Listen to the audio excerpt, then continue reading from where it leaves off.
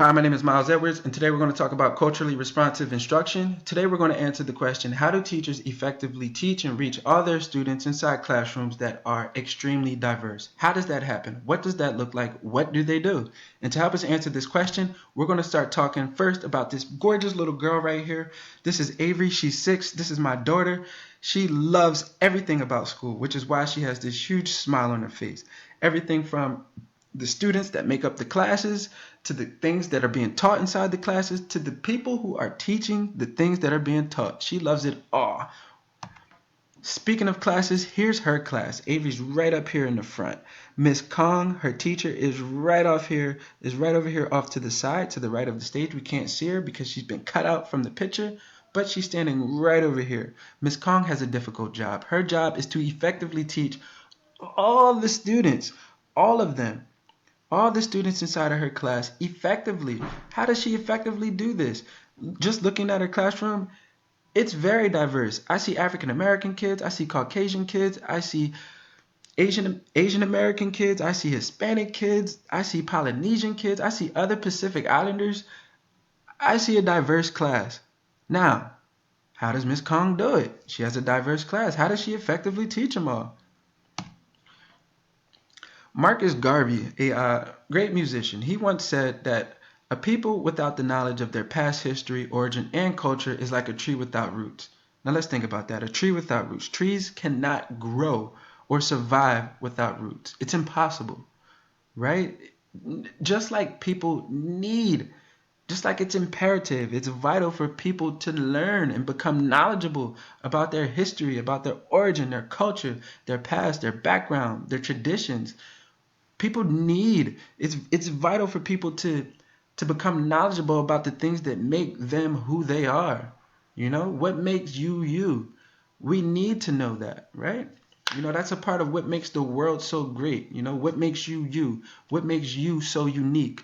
We embrace our differences, we embrace our diversity. Through our differences, it gives us purpose, right? Just like crowns inside of a crown box, right? Each crown is different. They're all different colors, but each crown has a purpose. And because each crown has a purpose, that makes each crown unique. No different than the kids inside your class. Each kid is all, they're all the same. They're all kids, but each kid is different, you know? And because each kid is different, each kid has a purpose. And because each kid has a purpose, that makes them unique. So the sooner we can embrace our differences and embrace our the things that make us different, our diversity, our variety, we can embrace our purposes and we can embrace our uniqueness, right? So let's just talk a little bit about the things that might make us different. What are some of those things that make us different? Our languages, we speak, there's over 6,000 languages in the world. There's religion, there's over 4,000 different religions, social groups, ethnic groups, how do you view yourself?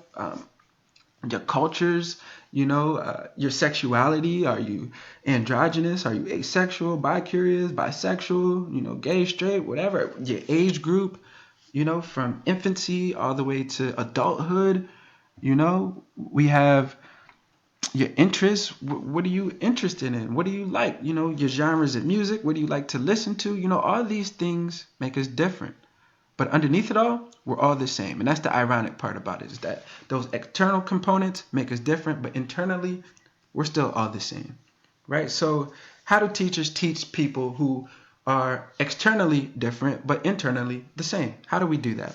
And the answer is through culturally responsive instruction.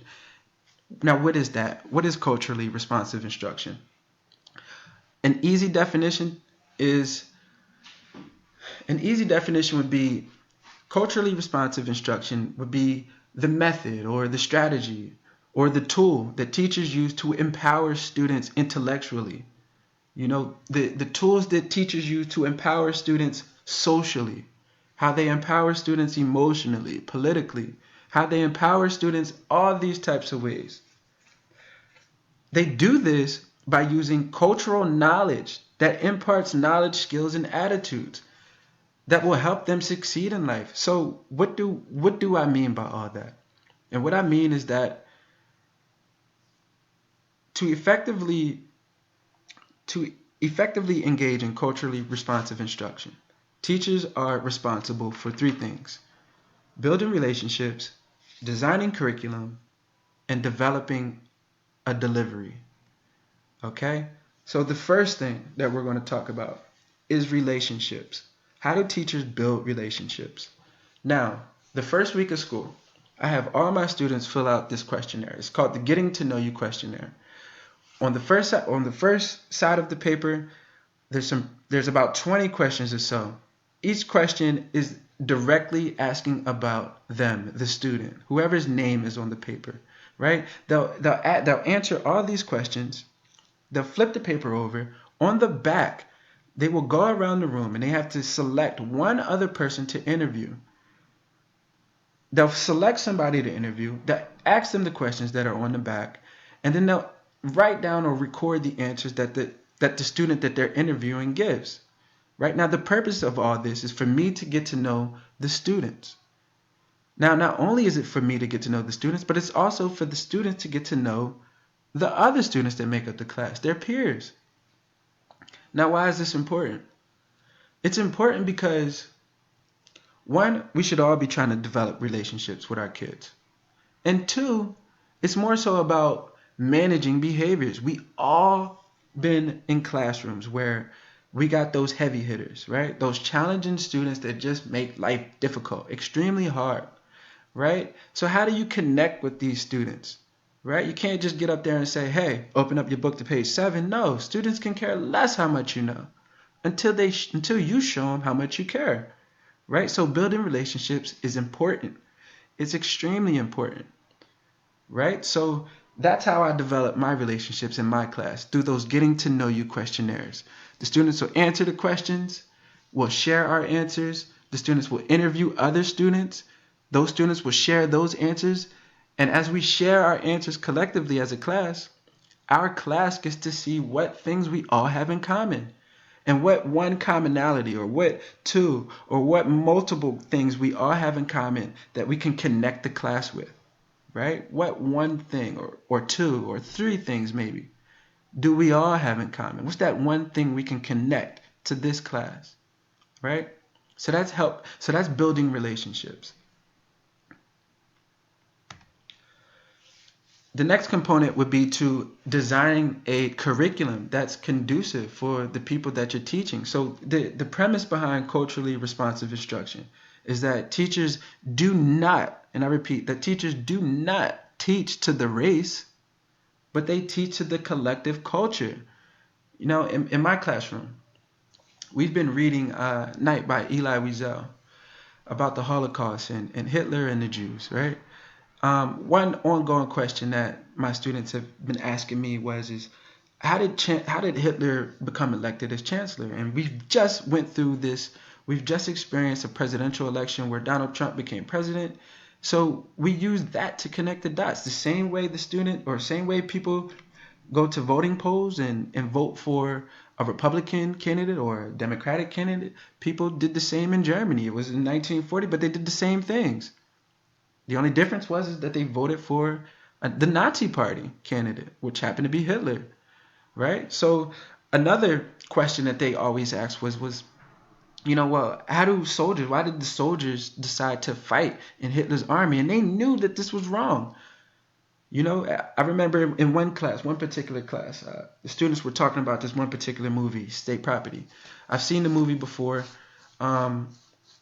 but the students were talking about it, and they were talking about this one particular part. Either you get down or you lay down. And the movie was about this gang who wanted to expand their territory. So they would go around throughout the whole movie. They're just going around asking people, either you get down or you lay down. They're giving people this ultimatum: either you fight with us, or essentially we'll kill you if you don't fight.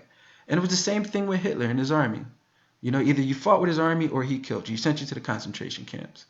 Once students made that connections, it was so much easier for them to understand how a Nazi soldier would fight in Hitler's army, despite not wanting to. So the culture, the collective culture inside my classroom, evolved around this movie, State Property. And I used the movie State Property to connect the dots between the Holocaust and Hitler and the Nazi Party, right? So that's how I helped design a curriculum, that was conducive to the kids that were inside my classroom. Now, the last thing you need to do is develop a dialogue. DiGiorno Pizza is most famous for their "It's not delivery, it's DiGiorno" slogan. And in this case, it's the complete opposite because it's all about delivery. It's all about your dialogue. The last thing you want to do is come off as fake in front of your class.